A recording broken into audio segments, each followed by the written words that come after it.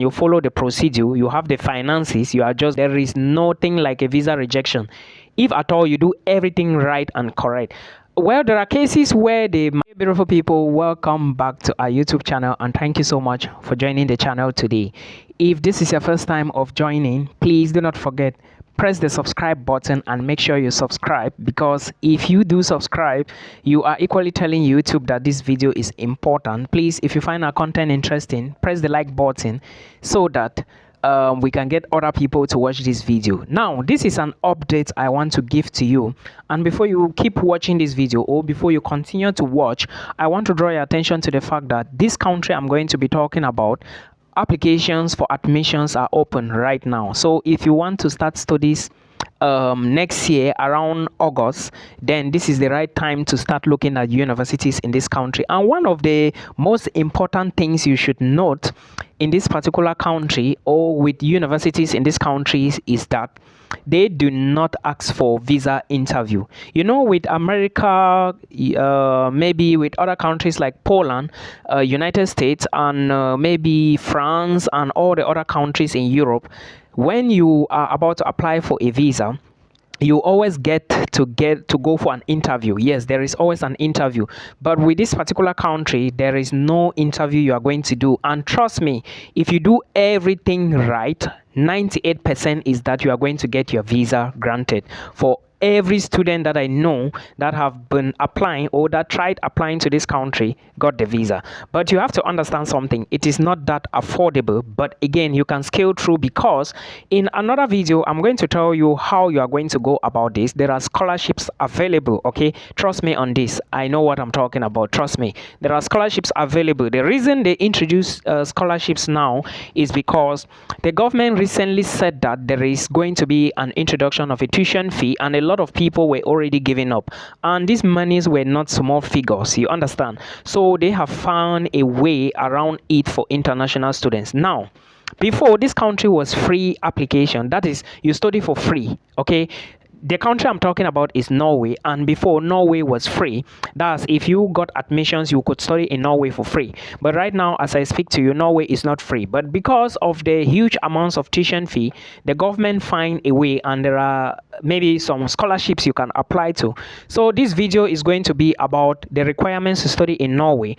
It's going to be about the tuition fee to pay in Norwegian universities, and of course the schools available, and the application timeline, and some things about visa. But I'm going to touch more on visa application in the next video. If you are seeing my face for the very first time, my name is Milton. Thank you so much for joining our platform, guys. So guys, like I said, we are going to start with the requirements to study in Norway. In another video, you are going to get more details about visa application and the scholarships available, okay?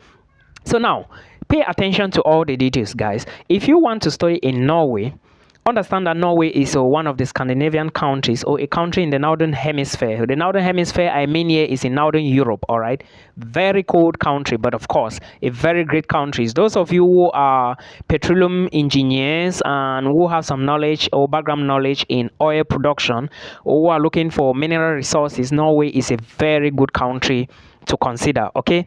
Now, requirements to study in Norway. But before I talk about the requirements, let's take a look at some of the universities in Norway. Before, the Norwegian government had it that international students would be studying in Norway for free. That's absolutely free. So literally, Norway and Germany were the only countries that had tuition-free universities. So as I speak right now, Norway is not free anymore, but there are scholarships available. Like I said, I'm going to talk more about that. And Germany equally is going to be stopping free tuition opportunities come September 2024. I have a video I did about that as well. So please make sure you watch this video to the end and listen to everything that I'm going to say. It is very, very important. Now, let's take a look at some of the universities available for international students. Remember, these universities, most of them have bachelor's degree in Norwegian language, and very few have bachelor's programs in English language, okay? I'm equally going to stress more about that. Then a majority of the programs are master's degree programs, and they are all taught in English language, but most of the schools will teach the BSc levels or BSc students in the Norwegian language. So you have to put all of this into consideration. Now, A list of universities in Norway include University of Southeastern Norway. This school was recently brought up, and if you want to study in Norway, I will advise you to look at this school. But requirements, you are going to listen to all the requirements anyways. But remember that as a new school, they are going to be somehow a little strict on requirements to admit international students, because when a school is newly constructed, you already know a lot of international students will storm the website to apply. Now, remember, when you are applying to Norway, the website that you are going to use is called Sonax Web, and on this website, you cannot upload a document. When you click upload on that website, it goes directly to the school site. There is no submit button. That's what I mean. And during the visa application stage, which we are going to follow more in the next video, you are going to realize that for you to apply for a study visa to Norway, you are going to be using a website called UD. UD is UDI, okay? That's the website everything is going to be done. Like I said, if you are applying to Norway and you follow the procedure, you have the finances, you are just going to Norway. There is nothing like a visa rejection. If at all you do everything right and correct.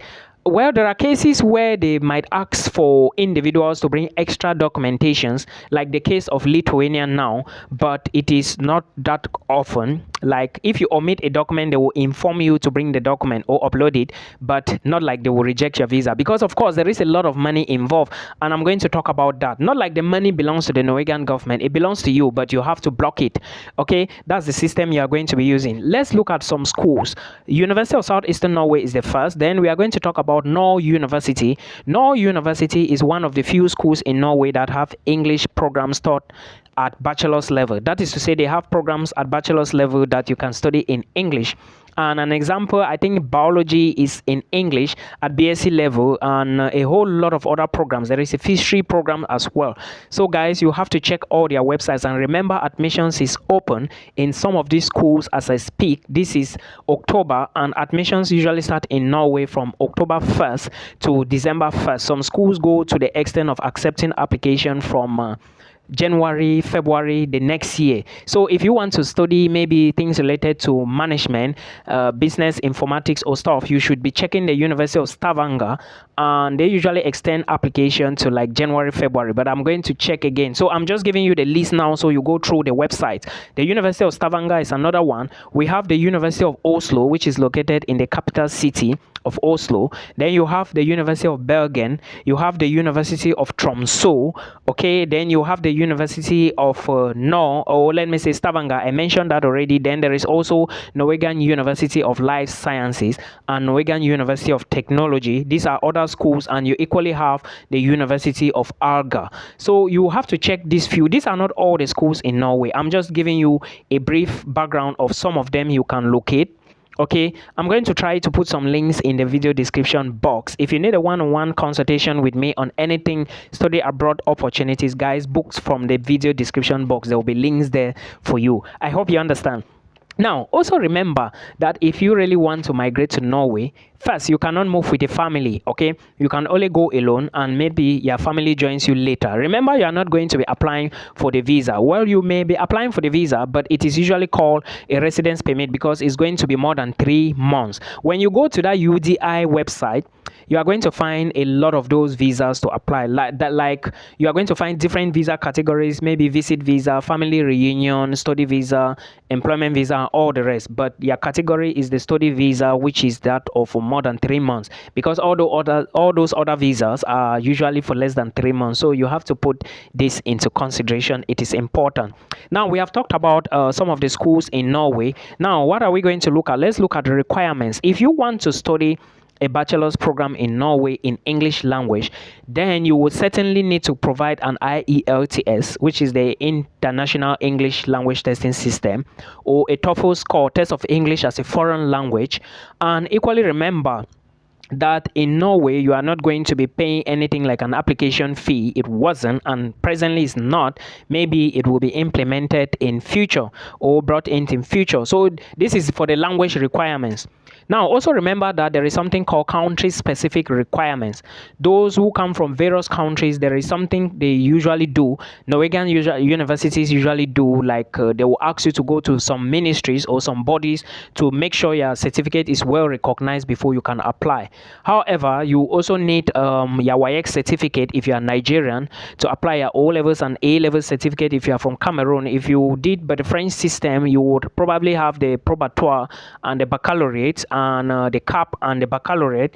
I think with this you are going to convert them to English if they are not in English language. So these are the requirements, educational requirements for bachelor's degree seekers, students who want to study BSc programs in English schools in Norway, like in Norway University. Then remember I said there are some requirements called country-specific requirements and program-specific requirements. Check them as well on the school websites. Then also you may be asked to submit what is called a statement of purpose. It's rare in Norwegian universities. Some schools will equally ask you to submit what is called a CV. You will submit that. Then if you have your degrees, if you are going for masters, and of course for masters you are going to be submitting your degree and your transcript. Then remember, like I said before, there are country specific requirements. So those from Cameroon, you are going to be going over to the GCE board to confirm your results, but take into consideration IELTS. And when you are writing the IELTS, registration is done online on Google, on British Council website. Remember that when you are writing the registration, you can do it yourself, pay yourself, then study and write it. Put into consideration that you need at least 6 and above or 9 to qualify for Norwegian university. Some will ask you 6.5, some will ask you 7, and also pay attention to the scores on the various band level, like the speaking, the listening, the reading, and the writing sections. Okay, some schools will be specific on the particular points you have to submit to them. So that's the language requirements. Otherwise, you just need your transcripts and your university degrees, and also a copy of your WAEC and your high school qualification in general. Then CVs is also requested. Sometimes they will ask you to maybe write a motivation letter, but like I said, it's so rare. You will hardly find this. Okay, now when you submit all this, when you have all of this, you will now go to the website and apply to a program. But remember, it's a general website. Like I said, there is no submit button, and it's called Sonax Web. Do not forget that when you are applying to this website, it may be failing, and of course if there is a lot of congestion on the website, it can fail. Okay, but after that you upload your documents and you wait. It takes from October, November, December, January, February, March, April. Most of the admissions will be out, like the offer letters will be out in April. Then you prepare April, May, June, July. Then August, you start studies in Norway. Remember, visa takes 3 months. I'm going to talk about that and visa documents and everything you need to know. So these are the information. This is the information you need. And let's take a look at the fees. Like I said, Norway introduced tuition fee payment. So you are going to be paying a tuition fee. Most programs have their own particular amounts of tuition fee. Bachelor's programs have charged differently. Masters charge differently. Even some master's programs, they are not the same. Like somebody studying biology is not going to pay the same amount as somebody studying masters in business administration. So you have to check your school website to see how much is the cost per program. All right, now let's take a look at the application timeline. I said it takes at least October, November, December, January, February, March, like 6 months if you apply in October. But if you apply from January, yours will be out. Everybody is going to get a response around March, April. Yeah, it's usually around this timeline that you are going to get a response. So please put this into consideration. And when it comes to the visa application, of course, the first document you need is the visa document, right? You need an application and admissions letter from a university to apply for visa. So this is how it is, guys. I don't know if this video makes sense to you, but if it doesn't, let us know in the comment section. But please make sure you like the video and share to one person. Norway has introduced tuition fee payment, so put this into consideration. It is not free in Norway anymore. All right, there is no visa interview if you submit the right documents. If there is anything missing, they are going to equally ask you to submit the document, so you don't need to worry yourself. All you need to work on now is your proof of funds and everything to support your application, because without the proof of funds, remember, you have to pay tuition fee. You have to make tuition fee deposit. In some of these programs, they will ask you for a deposit, or your school will even give you what is called a blocked account for you to block the money inside. So when you block the money inside now, it is now time for you to do visa application. But remember, I said UDI is the website. Till we meet again in another one, my name is Milton from